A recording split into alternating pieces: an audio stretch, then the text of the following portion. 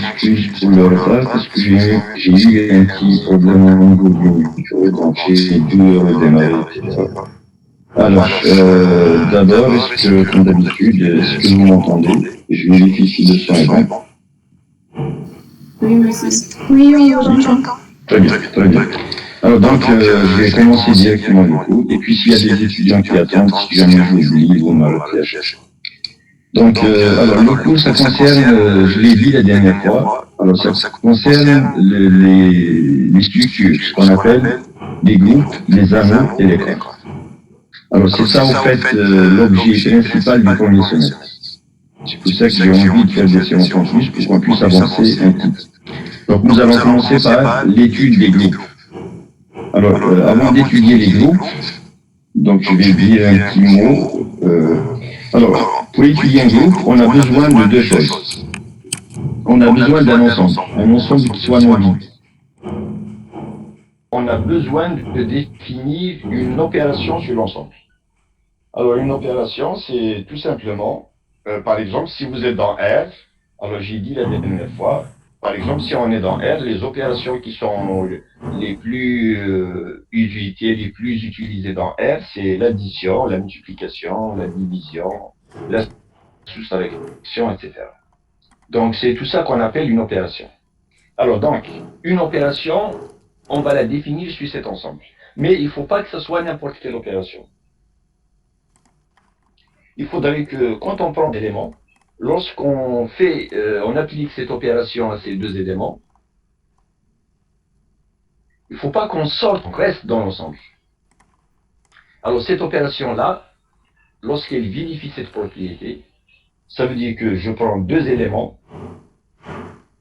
j'utilise l'opération que j'ai définie sur ces deux éléments, alors j'obtiens toujours un élément du même ensemble.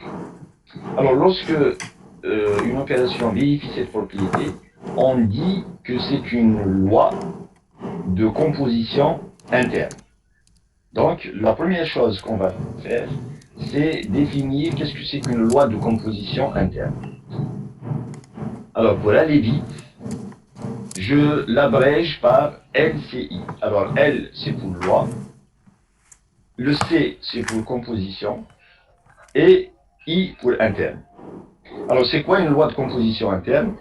C'est tout simplement une opération étoile, que je vais appeler étoile, telle que si je prends deux éléments qui sont dans E,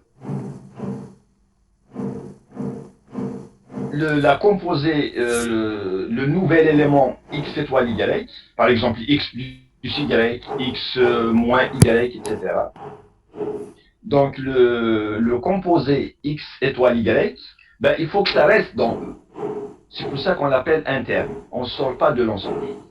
Donc c'est une loi, c'est une opération qui est interne. Elle reste dans l'ensemble.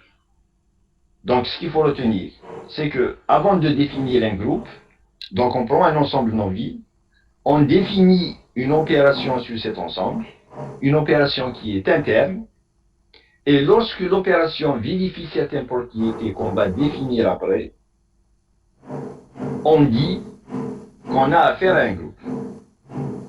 Alors, je vais commencer par donner quelques opérations que vous connaissez, quelques lois de composition que vous connaissez. Par exemple, si je prends comme ensemble les antinaturels, donc E égale à l'ensemble des antinaturels. Alors, je vais définir la loi étoile comme étant égale n étoile m comme étant égal à n plus m. Ça veut dire que la loi étoile, c'est l'addition. Alors, quand je prends deux éléments dans n, en faisant l'addition, est-ce que je sors de n l'addition, la somme de deux antinaturels? Est-ce que ça reste un antinaturel? Oui. Et donc, ça, c'est une loi de composition. Voilà. Ah, il y a des gens qui attendent. Ok, d'accord. Ok. Alors, donc, l'addition, c'est une loi de composition interne sur M. Mais, par exemple, si je prends moi la soustraction, donc vous allez à l'exemple 4. Non, c'est pas l'exemple 4. L'exemple 2. Voilà, je reste dans N. Donc, je reste toujours dans N. Et puis, au lieu de l'addition, je prends la soustraction. Est-ce que c'est une loi de composition de deux entiers naturels? Eh bien, ce que j'obtiens n'est pas forcément un entier naturel. Par exemple, si ça dépend. J'ai dit c'est pas forcément. Donc, il y a des cas où on obtient un entier naturel. Il y a, donc, ça sort de n. En général, ça sort de n. Par exemple, vous prenez n égale à 1, m égale à 2. Alors, 1 étoile 2, donc c'est 1 moins 2. Ça donne moins 1. Et moins 1 n'est pas dans n. Ce qui fait que ça, ce n'est pas une loi de composition interne. C'est une loi de composition, oui, mais elle n'est pas interne. Alors, quand elle n'est pas interne, elle ne nous intéresse pas. Donc, elle n'est pas externe. Non, parce qu'on va définir ce qu'on appelle une loi externe. Une loi externe, c'est autre chose. Et on va la définir, mais après. Alors, celle-là, elle n'est pas externe non plus. Hein. Une loi qui n'est pas interne, ce n'est pas une loi externe. Parce qu'une loi externe, elle obéit aussi à certaines propriétés qu'on va définir après. Donc, tout ce qu'on va dire, c'est qu'elle n'est pas interne. Alors, bon, je vous ai défini un certain nombre d'exemples, donc vous allez les étudier tout seul. Par exemple, pour que la soustraction soit interne, qu'est-ce qu'il faut? Eh bien, il faut changer d'ensemble. Au lieu de prendre n, par exemple, vous prenez z. Si vous prenez z, eh bien, elle devient interne. Parce que la différence de deux éléments de z, eh bien, ça reste un élément de z. Donc, la soustraction, pour qu'elle soit interne, on change d'ensemble. Au lieu de travailler dans n, on travaille dans z. Alors, par exemple, dans le troisième exemple, vous avez comme ensemble n étoiles. Alors, on va dire que n étoile m, c'est n à la puissance m. Alors, ça, c'est une loi interne. C'est une loi de composition interne dans n étoiles. Si vous prenez deux entiers naturels, si vous prenez l'un à la puissance de l'autre, ben, vous obtenez un entier naturel. Donc là, c'est une loi de composition interne. Alors, si vous prenez un ensemble quelconque, et puis vous prenez P de E. P de E, c'est un ensemble qu'on a déjà défini. C'est l'ensemble des parties de E. Alors, sur cet ensemble-là, on va définir la loi. Donc, on va prendre deux parties. Et on va dire que A étoile B, c'est A union B. Alors, A union B, ben, ça va être toujours une partie de E aussi. Et donc, on obtient une loi interne. La même chose pour l'intersection. L'intersection, c'est aussi une loi interne sur P de E. Si vous prenez comme ensemble l'ensemble des applications, ça, c'est les applications de E dans E. Alors, si vous prenez deux applications quelconques, et vous définissez la composée F étoile G comme étant égale à F rangé, eh bien, F rangé, on vérifie aussi que c'est une application de E dans E. Et donc, c'est une loi interne. Donc, vous voyez, les lois, c'est vraiment varié. On peut définir des lois comme on veut. Alors, une fois qu'elles sont définies, on voit est-ce qu'elles sont internes ou bien externes.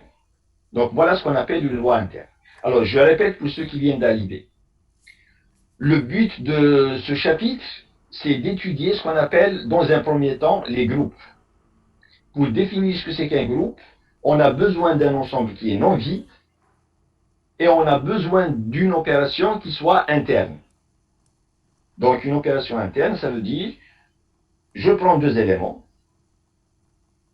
ensuite, je leur applique l'application, je leur applique l'opération, il faut que j'obtienne un élément qui reste dans l'ensemble. Et quand on a une loi de composition interne, on essaye de voir est-ce qu'elle vérifie certaines propriétés. Alors, les propriétés qui nous intéressent sont les suivantes. Alors, la première chose, c'est ce qu'on appelle la commutativité. Et la deuxième propriété à laquelle on s'intéresse, c'est l'associativité. Alors, je vais les définir. C'est quoi la commutativité et c'est quoi l'associativité? Alors, une loi, donc une opération qui est interne, une loi de composition interne, sur un ensemble E, est dite commutative. On dit que c'est une loi commutative si chaque fois que vous prenez deux éléments de E, il faudrait que x étoile y, il faut que ce soit égal à y étoile x. Alors, ce n'est pas toujours le cas. Il y a des lois qui vérifient ceci, il y a des lois qui ne vérifient pas ceci. Alors, quand c'est vrai, on dit que c'est commutatif. Quand c'est pas vrai, on dit que ce n'est pas commutatif. Et on dit qu'une loi est associative si, alors là on a besoin de 3 éléments, si, quel que soit x, y, z, alors x étoile y étoile z égale à x étoile y étoile z. Alors là, on déplace les parenthèses. Si on commence par x, ensuite parenthèse y étoile z, eh bien ça doit être la même chose que si je mets la parenthèse au niveau de x et y, ensuite étoile z.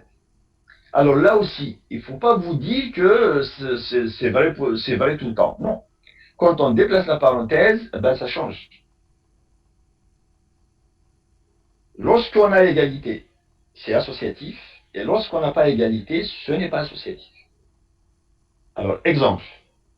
Alors, je vous ai dit, dans les lois de composition interne qui sont définies par 1 et 5, les lois sont commutatives et associatives. Alors, je vais remonter pour voir qu'est-ce que c'est que 1 et 5. Alors, 1, c'est plus dans n. Est-ce que n plus m, c'est la même chose que n plus m? Oui. Oui.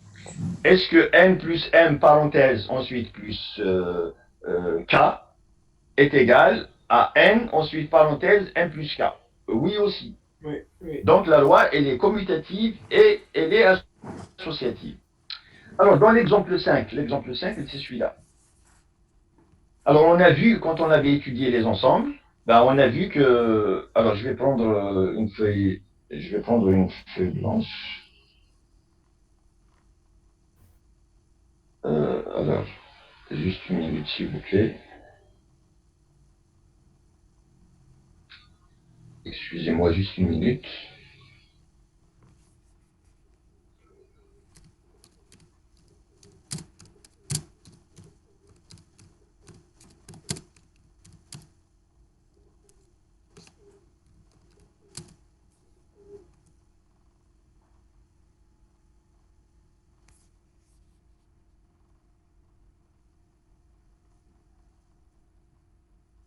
Bon, alors, on a vu quand on avait étudié les ensembles que si on a A union B, alors ça c'est la même chose que B union A, on l'a déjà vu. C'est les propriétés de la réunion et de l'intersection. On a vu aussi que A union, si vous mettez A union, ensuite parenthèse B union C, on a démontré, c'est un théorème que je vous ai donné dans le théorème une dizaine de propriétés. Alors il y a tout ceci. Ça c'est la même chose que A union B d'abord, ensuite union C.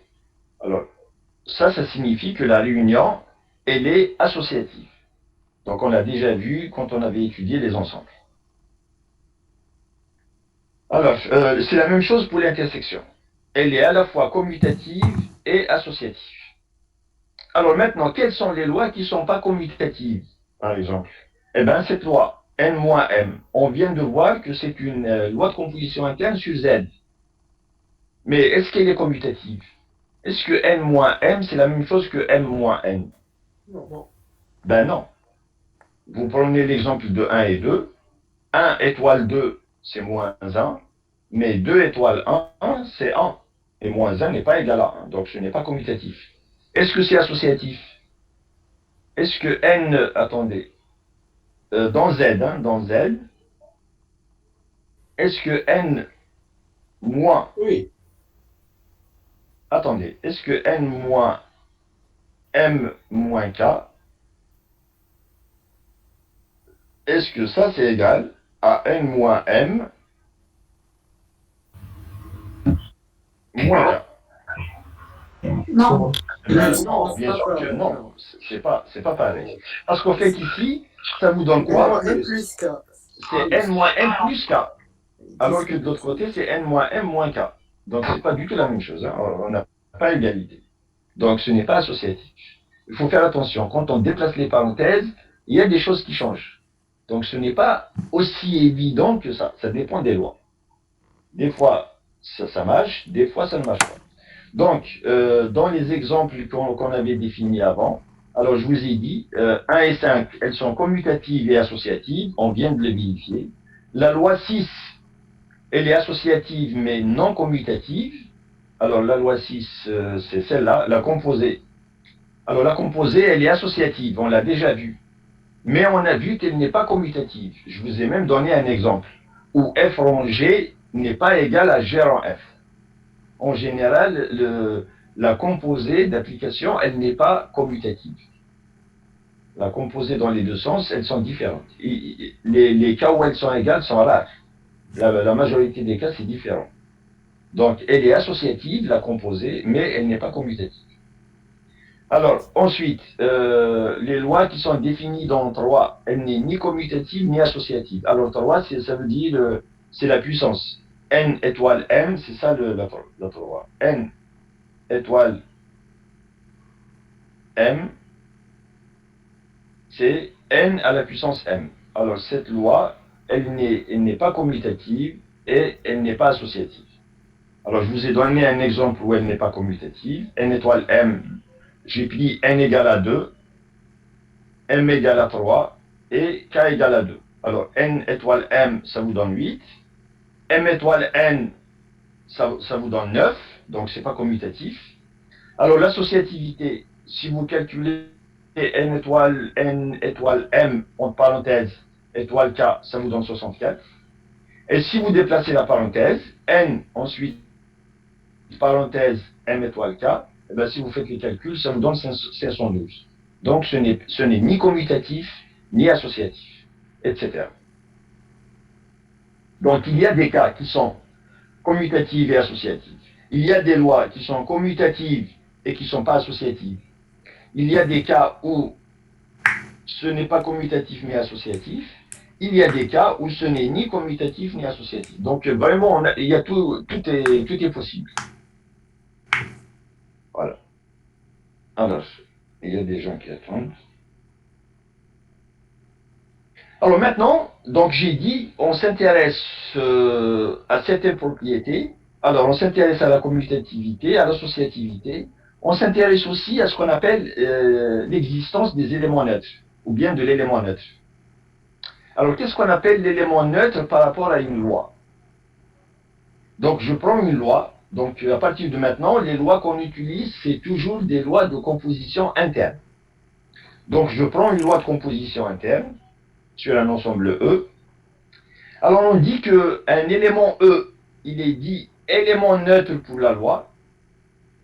C'est un élément neutre pour l'étoile. Alors, neutre, ça veut dire quelque chose qui est neutre, ça veut dire que c'est quelque chose qui ne réagit pas à une situation donnée. Il est neutre. Donc, il n'agit aucunement sur une situation donnée. Alors, ici, c'est quoi la définition de l'élément neutre? Alors, ça veut dire que quel que soit X étoile E, c'est X. Et E étoile X, c'est X. Donc ici, le fait qu'il ne réagisse pas, c'est dans le sens où, si on prend un élément, qu'on le compose avec E, que ce soit à gauche ou à droite, eh bien ça donne toujours X. Donc E ne réagit pas, il n'influe pas sur X. Alors on l'appelle un élément neutre.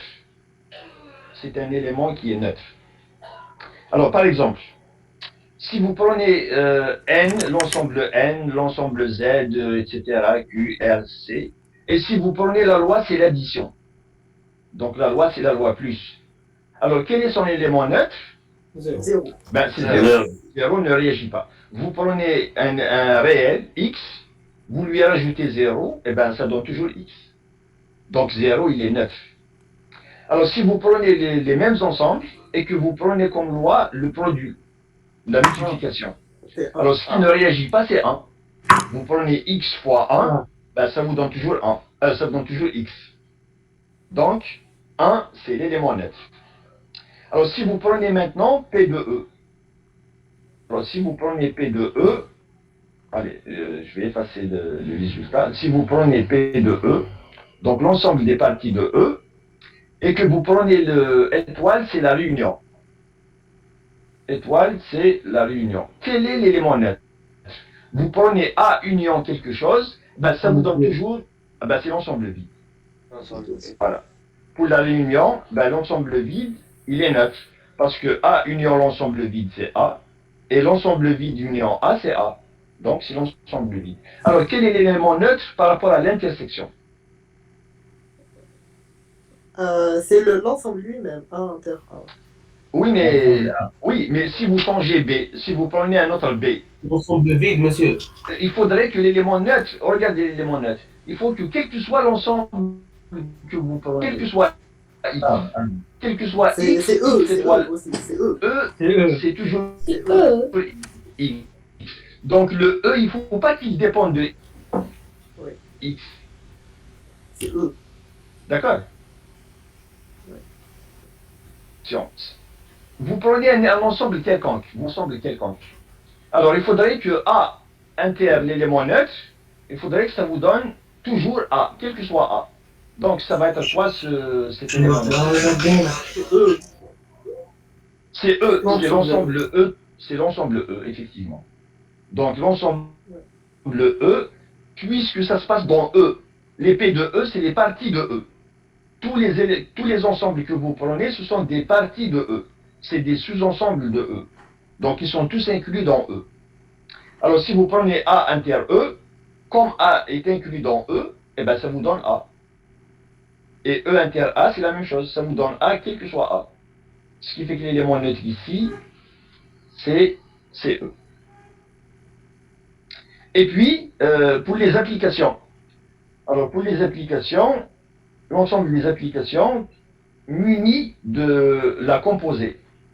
Donc vous prenez une application de E dans E. Alors vous prenez une application F qui va de E dans E. Vous la composez avec l'élément neutre. Ça doit vous donner toujours F. Alors c'est quoi cet élément neutre? Vous prenez n'importe quelle application composée avec... L'identité lui-même. Non, il ne faut pas dire que c'est lui-même. Parce que F change. F change. Il faut que quel que soit F, c'est l'identité, oui. L'élément neutre ne dépend pas de F. F, il change. Et l'élément neutre, quand il existe, il est constant. Donc F change. Il faudrait que, quand F change, l'élément neutre, quand il existe, il ne doit pas changer avec F. Si vous dites que c'est F, donc l'élément neutre, il change avec F. La définition, regardez la définition. Quel que soit X, donc pour n'importe quel X, c'est toujours le même. X étoile E, ça doit donner X. Donc E ne doit pas dépendre de X. Alors ce qu'a dit votre camarade, effectivement, c'est ça, c'est l'identité. L'identité, c'est l'application qui va de E dans E, qui a X, on associe X. Alors vous prenez n'importe quelle application F, si vous la composez avec l'identité, ça vous donne F. Et si vous prenez l'identité composée avec F, ça vous donne toujours F. Ce qui fait que l'élément neutre, ben, c'est l'identité.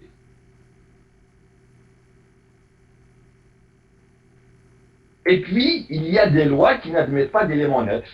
Par exemple, la loi qui est définie par l'exemple 3 et 4, ils n'admettent pas d'éléments neutres. Alors, je vais remonter à l'exemple, le voici. 3 et 4. Alors, regardez le 4. Le 4, c'est plus simple.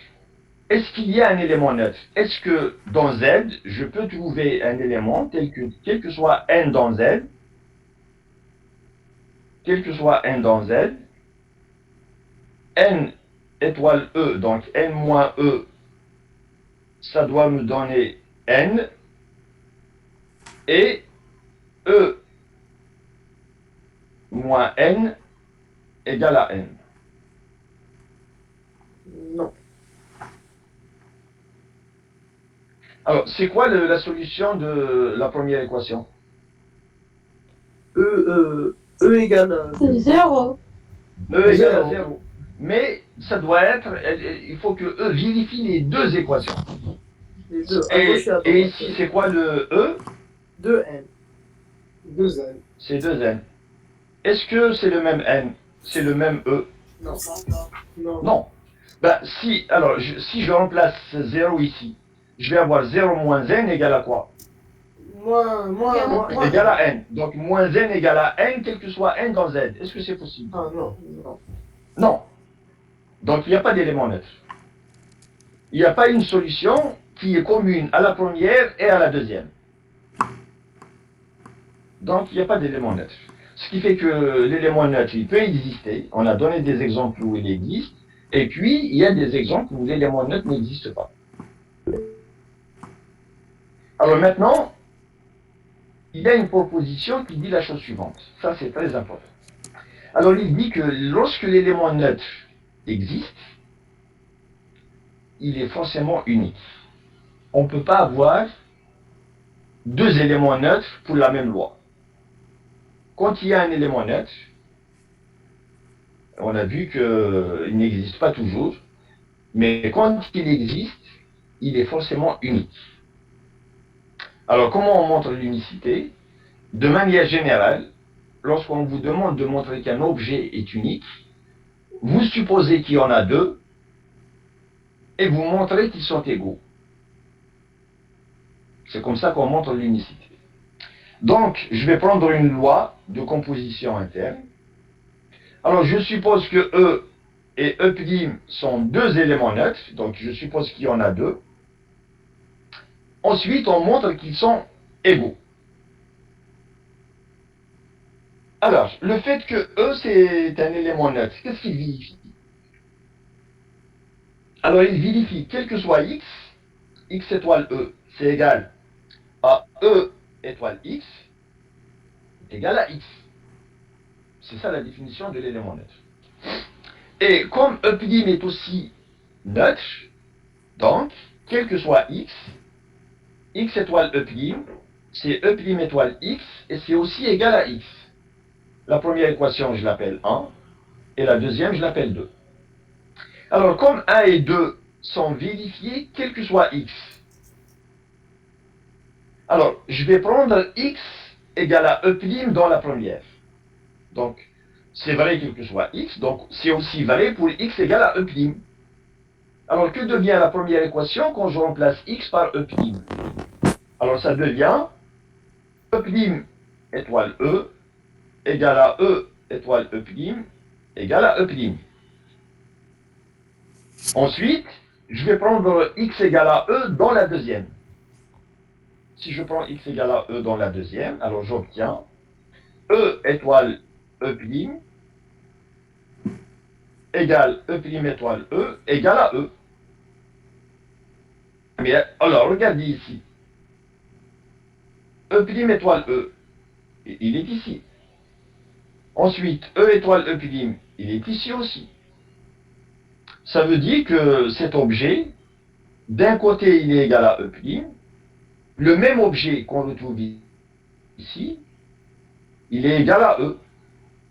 Ben, puisqu'il s'agit du même, ben, ça veut dire que E' c'est égal à E. D'accord? Oui. Donc, on déduit que E est égal à E'. Et ça me montre l'unicité de l'élément neutre. Donc, l'élément neutre, quand il existe, il est unique. Alors maintenant, il y a une dernière propriété à laquelle on s'intéresse, c'est l'existence, alors ici il y a un accent qui monte, c'est l'existence de l'élément symétrique. Alors on a vu la commutativité, l'associativité, l'élément neutre. Alors maintenant on parle d'élément symétrique. C'est quoi un élément symétrique quand il existe? Alors la définition c'est la suivante. Alors soit E, donc un ensemble avec une loi de composition interne étoile. Alors je suppose que étoile admet un élément neutre. Donc je m'intéresse aux lois dont l'élément neutre existe. Parce que pour définir un élément symétrique, on a besoin de l'élément neutre. Donc on s'intéresse uniquement aux lois qui admettent un élément neutre. Alors maintenant, je prends un X dans E. Alors on dit qu'il y a un élément X dans E. S'il existe un X' dans E, donc on peut trouver un élément X' toujours dans le même ensemble E, qui doit vérifier la propriété suivante. X étoile X' égale X' étoile X égale à E.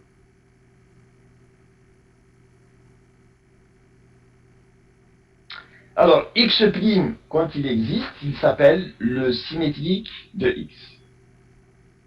Alors, l'élément neutre, il ne dépend pas de X. Par contre, le symétrique, il dépend de X. Lorsque X change, le symétrique change. Par contre, l'élément neutre, non. Alors, quelques exemples. Dans N, je prends dans N. Là, je vais prendre par exemple dans Z, là où il y a l'existence de l'élément symétrique. Dans Z, avec l'addition, on a dit que l'élément neutre, c'est quoi? Dans Z avec l'addition, c'est quoi l'élément neutre? 0. C'est 0. Alors maintenant, je prends un X dans Z. Je prends un X quelconque dans Z. Alors, je veux trouver son symétrique. Alors, si son symétrique existe, on va l'appeler X'. Qu'est-ce que vérifie X'? Alors, il doit vérifier X étoile X'. Ça veut dire que X plus X', il doit être égal à X' étoile X. Donc, c'est X' plus X. Et il faut qu'il soit égal à l'élément neutre. L'élément neutre ici, c'est 0. Alors, c'est quoi X' donc? Moins X. C'est moins X.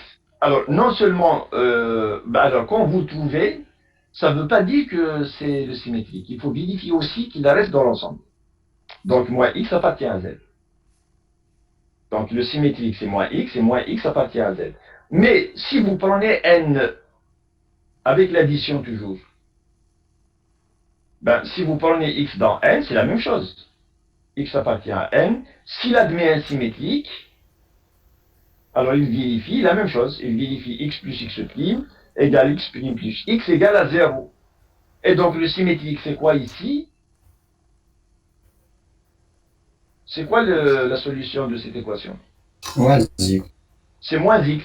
Mais c'est pas parce que X', c'est pas moins X', c'est X'. C'est pas le fait que X', le fait que l'équation admet une solution, ça ne signifie pas que l'élément possède un symétrique. Il faut vérifier, est-ce qu'on ne sort pas de l'ensemble? Est-ce qu'on reste dans l'ensemble? Est-ce que moins X appartient toujours à l'ensemble? Oui.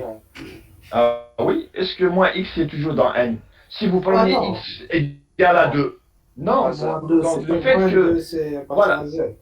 le fait que l'équation possède une solution, ça ne signifie pas que l'élément symétrique existe. Parce qu'il faut vérifier que ça appartient à l'ensemble. Regardez ici. La définition, c'est que X admet un élément symétrique s'il existe un X' dans l'ensemble. Donc l'existence tout seul n'est pas suffisant. Il faut que ça reste dans l'ensemble. Si on n'est pas dans l'ensemble, non, il n'y a pas de symétrie. Ce qui fait que dans N, le seul moins X qui appartient à N, c'est quoi? C'est 0. 0. Voilà. Donc 0, c'est le seul élément qui admet un symétrique. Les autres éléments n'admettent pas de symétrique. Si vous êtes dans Q étoile, donc les rationnels non nuls, et vous prenez un X dans Q étoile, alors, muni de la multiplication. Donc ici, la loi, c'est la multiplication.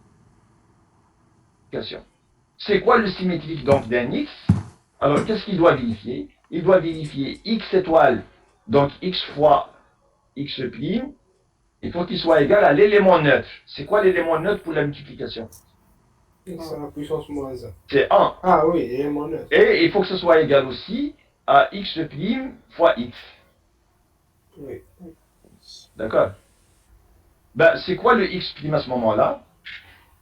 X à la puissance moins 1. X à la puissance moins 1 ou bien 1 sur X. Est-ce que 1 sur X appartient à un cube? Oui, on est dans Q. Oui. La partie. Est-ce que La 1 sur partie. X appartient à Q étoile? Oui.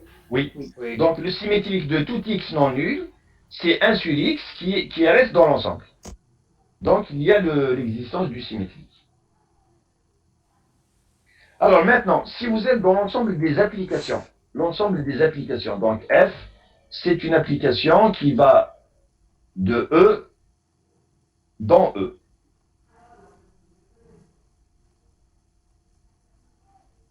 Alors, si elle admet un symétrique, je vais l'appeler G. Donc le symétrique, ou bien je l'appelle F'.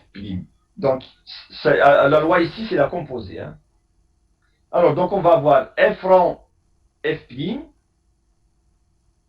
qui va être égal à l'élément neutre. Rappelez-vous, c'est quoi l'élément neutre pour l'ensemble des applications? C'est l'identité.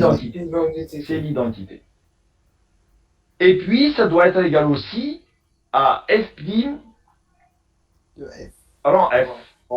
Alors, donc c'est quoi F' à votre avis? F, la réciproque de F. C'est la La réciproque. On a vu un théorème, je vous ai dit que le théorème est très important. Lorsque on a une application F, s'il existe une application G, on l'avait dans le théorème, on l'avait appelé G, ou bien F', ici je l'appelle F'. S'il existe une application F' telle que F rang F' égale à l'identité, et F' rang F est égal à l'identité, alors à ce moment-là, F est bijectif, et F' c'est la réciproque, c'est la bijection réciproque. Donc F' ici c'est quoi? F', ben ça va être égal à F moins 1. C'est la bijection réciproque de F. Et donc, dans l'ensemble des applications de E dans E, muni de la composition des applications, ça veut dire la loi rang, des applications aimantes S aussi. Alors si une application F admet un symétrique, alors on va avoir ceci. Par suite, on déduit que F est bijective et F' c'est sa bijection réciproque. Alors c'est-à-dire que les autres ne peuvent pas admettre un symétrique. Il n'y a que les applications bijectives. Alors maintenant, une propriété qui est aussi... c'est comme la propriété de l'élément neutre. On a vu que l'élément neutre, quand il existe, il est unique. Alors c'est pareil pour l'élément symétrique. Donc on se donne une loi de composition interne qui est associative. Alors ici, on a besoin de l'associativité. Et on a besoin aussi de l'existence de l'élément neutre. Donc on a besoin de deux choses. Étoile, c'est une loi de composition interne. Elle est associative. Elle admet un élément neutre. Alors si un élément X possède un symétrique X', alors X' est unique. Donc un même élément X, il ne peut pas admettre deux symétriques différents. Quand il y a un symétrique, il est unique. Alors ici, on a besoin à la fois de l'associativité et de l'élément neutre. Bon, pour l'élément neutre, on sait pourquoi. Parce que l'associativité, plutôt le symétrique, il vérifie les identités qui sont là. Et donc, elles utilisent l'élément neutre. Donc, l'élément neutre doit exister. Alors, pour l'associativité, on en aura besoin dans la preuve. Vous allez voir où est-ce qu'intervient l'associativité. Alors, pour montrer l'unicité, donc on va prendre un X qui admet deux symétriques, X' et X seconde. Et on va montrer que X' est égal à X seconde. Donc, soit X est un élément dans E. Alors, supposons que X' et X seconde sont deux éléments symétriques du même X. Alors là aussi, on va utiliser la définition. Le fait que X' c'est un symétrique de X, donc il vérifie X étoile X' égale X' étoile X égale à E. J'appelle ça la loi. Et le fait que X seconde, c'est aussi un symétrique de X. Donc on va avoir X étoile X seconde égale X seconde étoile X égale à E. Et on va appeler ça 4. Alors comme il s'agit du même E, c'est le même. Ce qui fait que, si je prends par exemple dans la première, x étoile x seconde, x étoile x seconde, je lui applique x étoile x prime, pardon. Je lui applique x seconde au début. Donc je vais avoir x seconde étoile x seconde. Qu'est-ce que ça va donner? Alors, sachant que la loi est associative, regardez bien, je vais utiliser l'associativité.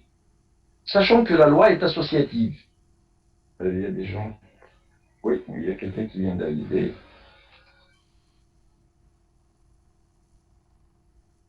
Alors, sachant que la loi est associative, je peux déplacer la parenthèse. Donc ça va être égal à x seconde étoile x prime. S'il vous plaît, il y a des gens qui sont en train de parler et ça me dérange. Donc vous coupez les micros, s'il vous plaît. Alors, il y a... Voilà, je sais pas la peine que je dise le nom. Il faut fermer le micro, sauf si vous voulez intervenir. Donc, regardez bien, j'ai pris celui-là. X étoile x prime. Et je lui ai appliqué x secondes. Donc, je vais avoir x seconde étoile x prime. Je déplace la parenthèse. C'est x seconde étoile x prime. Maintenant, la première parenthèse, c'est quoi? Regardez, x étoile x prime, c'est quoi? C'est E. Donc là, ça me donne x seconde étoile E.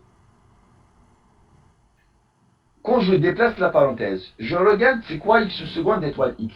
X seconde étoile x, le voici. Ça donne aussi E. Donc ça va me donner E étoile x prime. Mais comme E c'est l'élément neutre, donc x seconde étoile E c'est quoi? C'est x seconde. Et E étoile x prime, ça me donne x prime.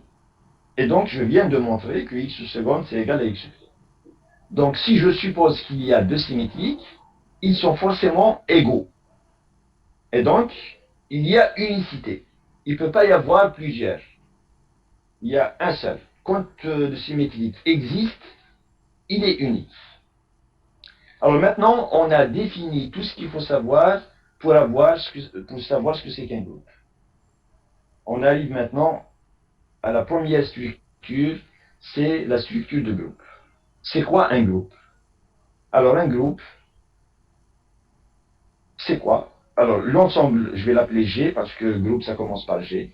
Monsieur, c'est vous. Donc, oui. Quand est-ce qu'on va finir le cours aujourd'hui? C'est à 11h30, il est 11h25 à ma montre. D'accord, merci. Donc dans 5 minutes. Et puis je vous ai dit, du moment que je ne prends pas les absents, si quelqu'un se sent fatigué, il peut sortir du groupe à n'importe quel moment. Donc vous pouvez partir à n'importe quel moment. Moi, j'ai commencé à 10h30, donc je termine à 11h30. D'accord, merci. Donc, il n'y a pas de souci. Soit j'ai un ensemble, donc je prends un ensemble non vide, et on va définir sur G une opération qu'on appelle une loi de composition interne. Alors on dit que G muni de cette loi, donc c'est comme ça qu'on étudie un groupe. On étudie l'ensemble et on étudie à côté sa loi, son opération. Donc on dit que G muni de la loi étoile est un groupe si il vérifie un certain nombre de conditions. La première condition, c'est que la loi étoile est associative. Et on a vu ce que c'est que l'associativité. La deuxième condition, c'est que G admet un élément neutre pour la loi étoile. Donc, il y a l'existence de l'élément neutre. La troisième condition, c'est que tout élément de G, n'importe quel élément, ce n'est pas uniquement un seul, tout élément de G doit admet un symétrique. Alors, si un ensemble vérifie ces trois conditions, on dit que c'est un groupe. Si en plus de ces trois conditions, si de plus la loi est commutative, alors la commutativité n'est pas nécessaire. Donc, si en plus elle est commutative, alors le groupe, il est dit abélien. Il est abélien ou bien commutatif. Alors, abélien, c'est par rapport à Abel. Je ne sais pas si vous avez déjà rencontré le nom. Alors, Abel, c'est un mathématicien allemand. Et donc, c'est pour lui rendre hommage qu'on appelle ça un groupe abélien. C'est par rapport à Abel. Donc, lorsque la loi est commutative, le groupe, il est dit abélien ou bien commutatif. Alors, je termine par quelques exemples. Donc, il reste 3 minutes. Je termine par quelques exemples et on continue la prochaine fois. Alors, Z avec la loi plus. On a dit que la loi plus, elle est interne. On a dit qu'elle était commutative, qu'elle était associative, que la loi plus, son élément neutre, c'est quoi? 0. C'est 0. Et donc, il y a un élément neutre. Et c'est quoi le symétrique de n'importe quel x? Moins x. C'est moins x. Et de plus, elle est commutative. N plus m, c'est m plus n. Et donc, z plus, eh bien, c'est un groupe commutatif. AB. C'est la même chose pour Q, c'est la même chose pour F, pour l'ensemble des complexes, et pour l'ensemble des réels non nuls avec le produit. Tout ça, c'est des groupes commutatifs. Alors, si vous prenez R2, R2, c'est le produit cartésien de R avec lui-même. Donc, les éléments, c'est des couples, x, y.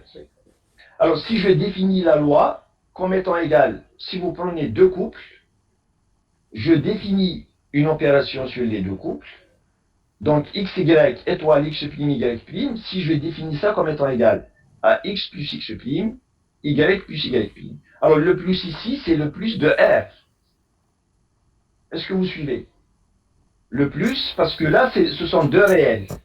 Donc, le plus ici, c'est le plus de R. Eh bien, ce que vous obtenez, vous allez vérifier que ça, c'est un groupe abélien. Donc, R2, c'est un groupe abélien. Son élément neutre, vous allez montrer qu'il est égal à 0, 0. Et le symétrique de n'importe quel xy, ça va être moins x moins y, qui est toujours dans R2. Donc, c'est un groupe abélien. Alors, le dernier exemple est l'ensemble des applications de R dans F. Alors, on a vu qu'on pouvait le munir de la composée. Alors ici, je ne vais pas le munir de la composée.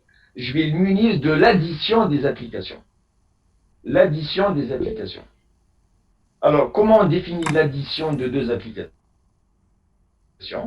Eh bien, vous définissez f plus g de x comme étant égal à f de x plus g de x. C'est comme ça qu'on définit l'addition de deux applications. Alors, cette addition-là, c'est une loi interne. Elle est commutative, elle est associative, elle admet comme élément neutre. Alors, l'élément neutre ici, c'est l'application nulle. Ça veut dire c'est l'application qui a x, on associe toujours 0. Et le symétrique de n'importe quel f, c'est l'application moins f. Moins f, c'est quoi? C'est moins f de x égale. Donc, l'application moins f appliquée à x, c'est moins f de x. Et donc, on montre que cet ensemble-là, avec l'addition des applications, c'est un groupe commutatif. Alors, on a défini ce que c'est qu'un groupe. Donc, ça va nous aider à avancer dans le TD de dimanche prochain. Je vous ai envoyé la série. Donc, essayez de préparer au moins les premiers exemples. Au moins un ou deux exemples, vous essayez de les préparer pour la prochaine fois. Donc, s'il y a des questions, comme d'habitude, je suis là pour répondre. Sinon, je vous souhaite de passer un bon week-end. Merci à vous, monsieur. Il n'y a pas de quoi. Merci. Merci. Ah, bon courage.